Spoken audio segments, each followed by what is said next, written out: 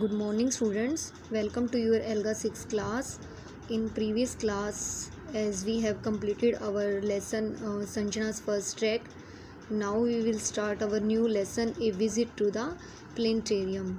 Do you know what is the meaning of planetarium?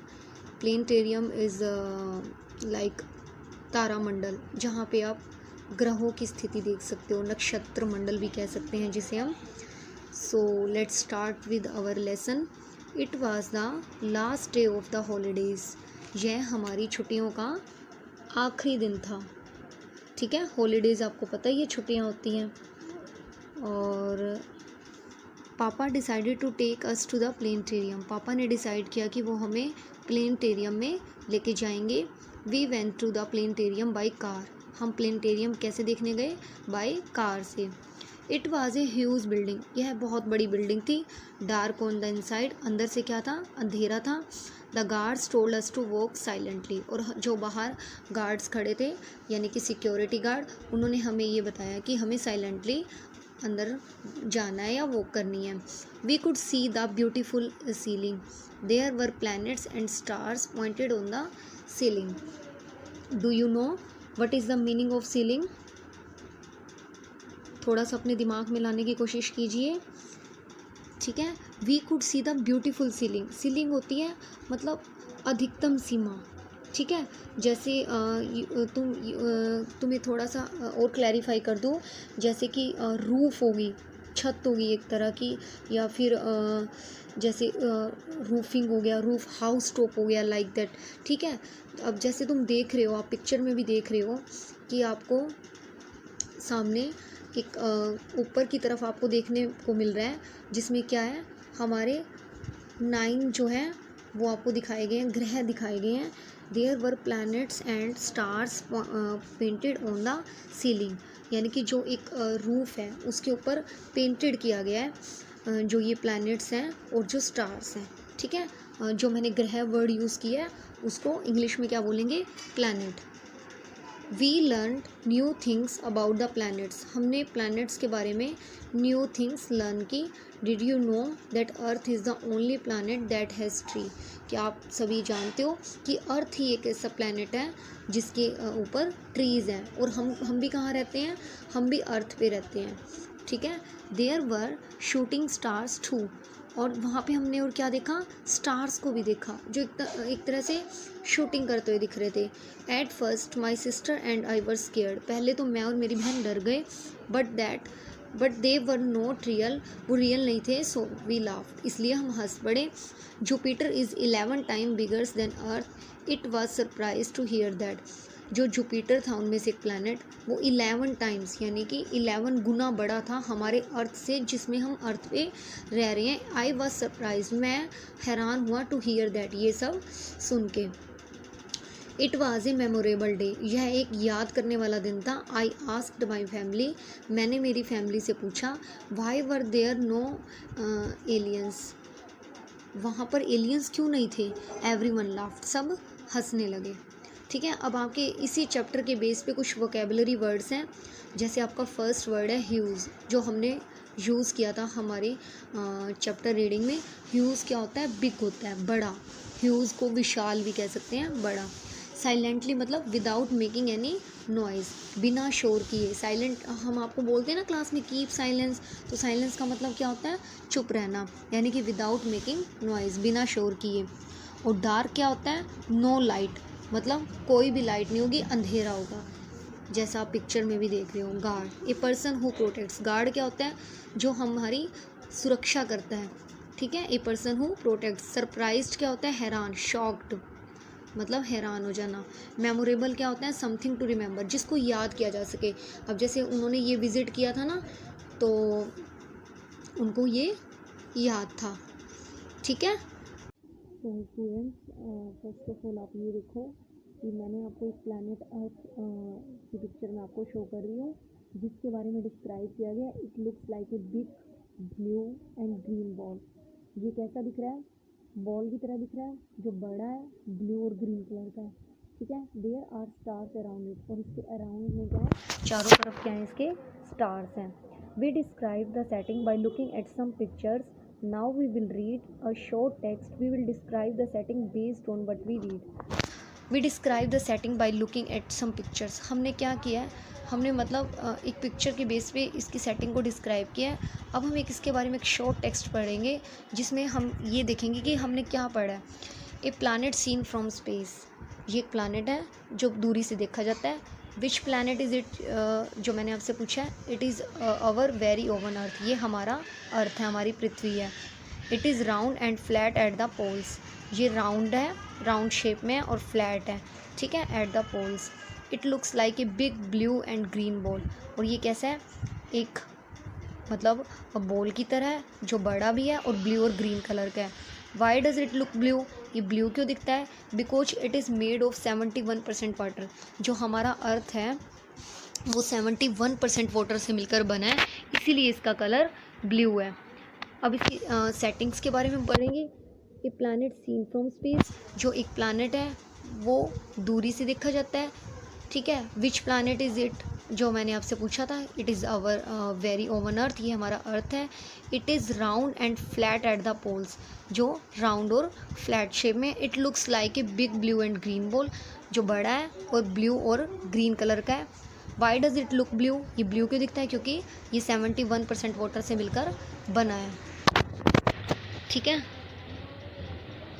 ये भी हमने पढ़ लिया. It is round and flat at the poles. It looks like a big blue and green ball, ठीक है. जो ये लाइन डिस्क्राइब की है मैंने ऊपर, मतलब दिखा रही हूँ मैं आपको, तो ये इसमें यहाँ पे ब्लू कलर से इसको शो की गई है. और अभी मैं कुछ आपको एक एडजेक्टिव्स दिखाती हूँ. जैसे अब ये तुम्हें क्या शो हो रहा है, एप्पल. तो एप्पल को देख के आप इसके बारे में क्या क्या आइडेंटिफिकेशन दे सकते हो. माउस, सोच लो अपने दिमाग में, ठीक है. और आपकी नेक्स्ट पिक्चर है नाइफ, ठीक है. तो अब देखो इसके बारे में हम क्या क्या डिस्क्रिप्शन दे सकते हैं. Red Apple, juicy Apple, tasty Apple, round Apple and sweet Apple. और माउस के बारे में हम क्या बोल सकते हैं. स्मॉल माउस, टाइनी माउस और ग्रे माउस. और नाइफ़ के बारे में हम क्या बोल सकते हैं. शार्प नाइफ, लॉन्ग नाइफ, ठीक है. शार्प नाइफ और लॉन्ग नाइफ. तो अभी मैं आपको आपकी वर्कशीट भी दिखाती हूँ जो आपको करनी है.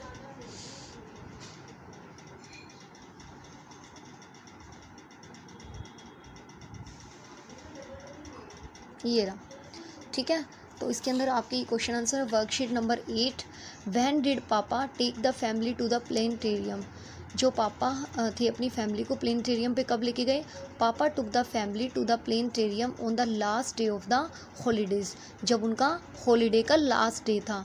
तो आप इसका कैसे सेंटेंस बनाओगे. पापा टेक की जो सेकंड फॉर्म लग जाएगी, पापा टुक द. देखो सेम क्वेश्चन करना है प्लेनेटेरियम तक. पापा सिर्फ टेक को सेकंड फॉर्म में चेंज करना है. पापा took the family to the planetarium on the last day of the holidays. आगे list the major events of the story in sequence, ठीक है.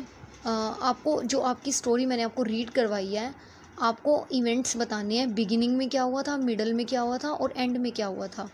तो बिगिनिंग में आप क्या बता रहे हो.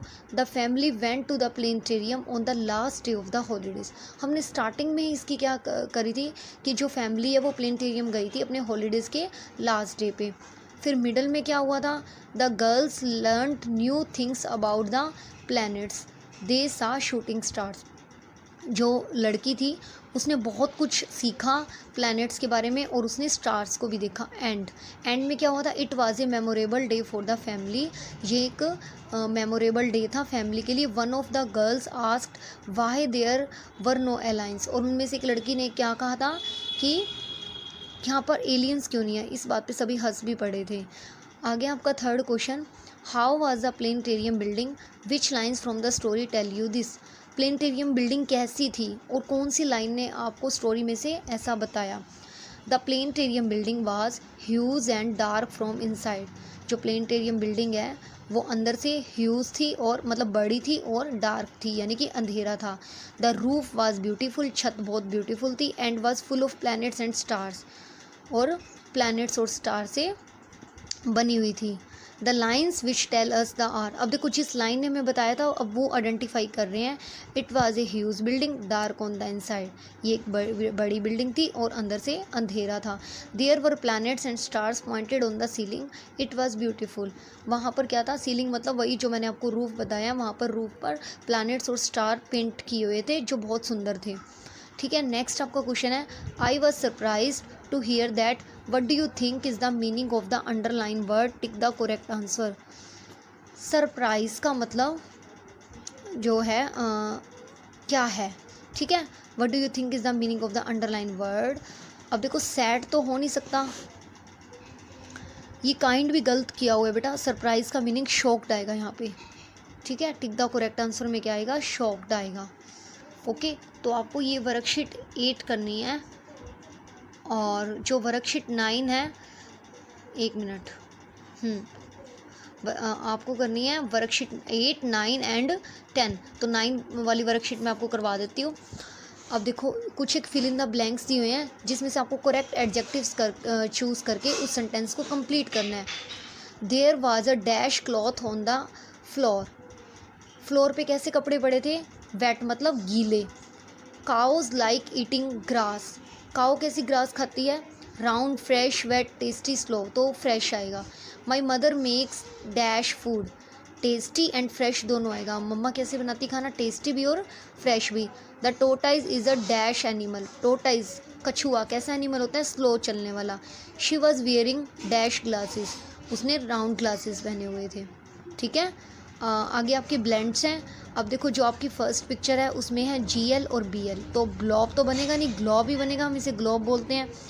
फिर है स्प्लिट, स्प्लिट क्या होता है बेटा, पार्टीशंस किया हुआ है। देखो जैसे इसका जो नारियल है उसका पार्टीशन किया हुआ है, तो इसका क्या आ जाएगा, स्पिल्ड। आगे है ये कलर कौन सा है, ब्लैक। ठीक है, आगे देखो ये जो दिया हुआ है आपको बल्ब, ये क्या कर रहा है, ग्लो कर रहा है, स्लो तो हो नहीं सकता। ठीक है, आगे आपकी वर्कशीट 10, तो इसमें है आपको जो आपने स्टोरी रीड की है, अब उस टेबल को फिल करना है। व्हाट इज़ द सेटिंग, मतलब क्या क्या दिखाया है हमें, किसकी सेटिंग दिखाई गई है, हमें मून की सेटिंग दिखाई गई है।